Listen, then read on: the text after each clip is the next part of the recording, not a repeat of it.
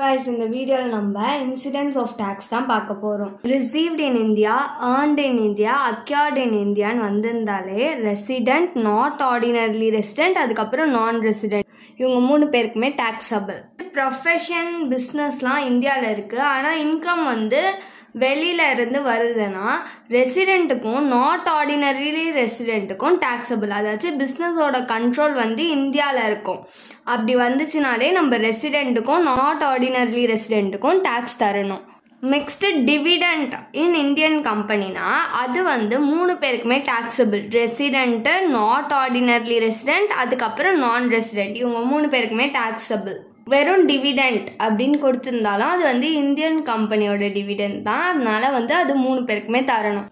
Next past அன்டாக்ஸ்டு ஃபார்ம்லேருந்து கிடைக்கக்கூடிய profit, இயர்னா previous இயரில் கிடைச்ச ப்ராஃபிட், இது எல்லாமே வந்து மூணு பேருக்குமே not taxable. Resident, not ordinary resident, அதுக்கப்புறம் நான் ரெசிடென்ட்டுக்கு. நம்ம இப்போ எக்ஸசைஸ் 41 தான் பார்க்க போகிறோம். இங்கே என்ன கொடுத்துருக்காங்கன்னா மிஸ்டர் ராம்சந்திரன்றவரோட இன்கமாக கணக்கு பண்ணியிருக்காங்களாம். Previous year 31/3/2025க்கு.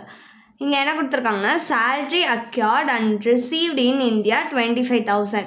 ஜப்பானில் இருக்க ஹோட்டல் பிஸ்னஸ்லேருந்து ப்ராஃபிட் ஏர்ன் பண்ணியிருக்காங்களாம் 50,000. நெக்ஸ்ட்டு ஜப்பானில் டிக்ளேர் பண்ண டிவிடெண்ட்டை இந்தியாவில் ரிசீவ் பண்ணியிருக்காங்களாம் 10,000.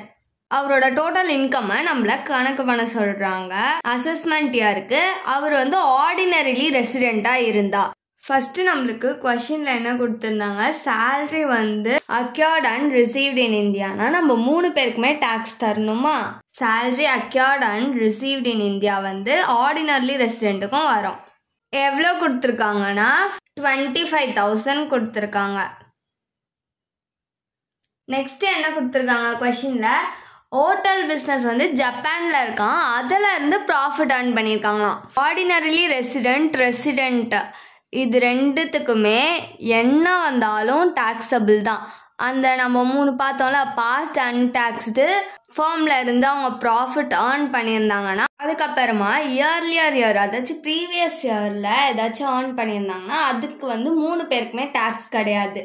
மற்ற எது வந்தாலும் ஆர்டினரி ரெசிடென்ட்டுக்கும் டாக்ஸபிள் தான். Profit from hotel business in Japan இதுக்கு எவ்வளோ அமௌண்ட் கொடுத்துருக்காங்கன்னா 50,000.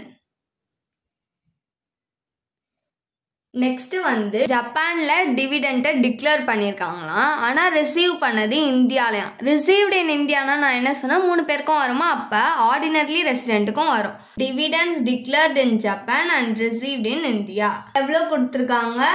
10,000 கொடுத்துருக்காங்க.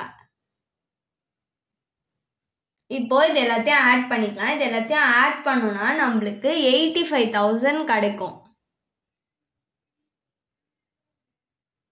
இதுதான் மிஸ்டர் ராம்சந்தோட gross total income. Thanks for வாட்சிங்.